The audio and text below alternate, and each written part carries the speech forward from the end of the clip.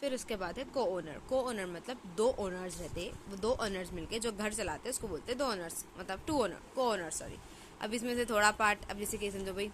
इतना बड़ा घर है, इसमें से इतना पार्ट ए का है, इतना बड़ा पार्ट बी का है, ये ए का ये बी का, तो इन्हों ज़्यादा टैक्स पे करना पड़ता है, इन्हों कम टैक्स पे करना पड़ता है, इनका कम घर है, इनका बड़ा घर है, सिंपल वैसा है, ठीक है। अब unrealise rent, what is unrealise rent मतलब, अब देखो सपोजिंगली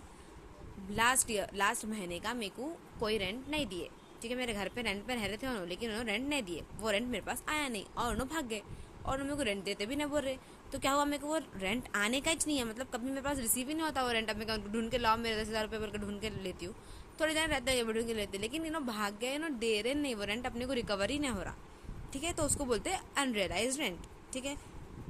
तो ये रेंट पे अपने को टैक्स पे नहीं करने का रहता, समझ में आया। ये रेंट नहीं आया बोले गवर्नमेंट बोलती मेरे को रेंट नहीं आना, तुम्हारा फॉल्ट लाओ, तुम्हारा मेरे को टैक्स दे दो, बोले गवर्नमेंट ऐसा नहीं बोलती, मेरे को रेंट नहीं आना बोल के भी दुख मनाती, ठीक है, नको दियो आप इसके ऊपर टैक्स बोल के बोल देती, ठीक है। असल मतलब क्या है था मालूम भाई इनकम टैक्स का, देखो ऐसा बताती हूँ मैं।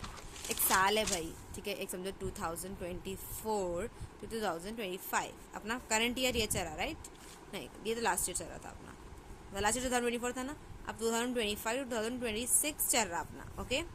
तो ये क्या हो गया अपना लास्ट ईयर हो गया, ये क्या है अपना करंट ईयर है, ठीक है, करंट ईयर है ये अपना। तो अभी क्या हुआ,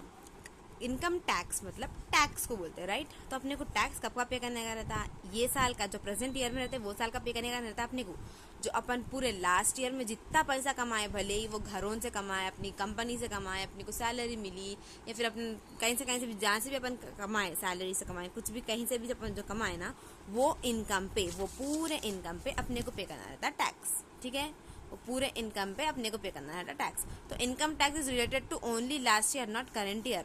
अब फिर ये ईयर का टैक्स अपन ये ईयर जितना कमाते ना, नेक्स्ट ईयर उसका टैक्स पे करना 2026 टू 2027 में, ये रहता है इनकम टैक्स का असल फंडा, हर टैक्स इसी पे करने का रहता। तो ये income tax related to only last year, मतलब previous year, not current year, मतलब प्रेजेंट ईयर पे नहीं रहता इन्हें, प्रेजेंट ईयर का टैक्स नहीं देखने का रहता, लास्ट ईयर का टैक्स कितना पे करना है वो देखने का रहता, ठीक है ना।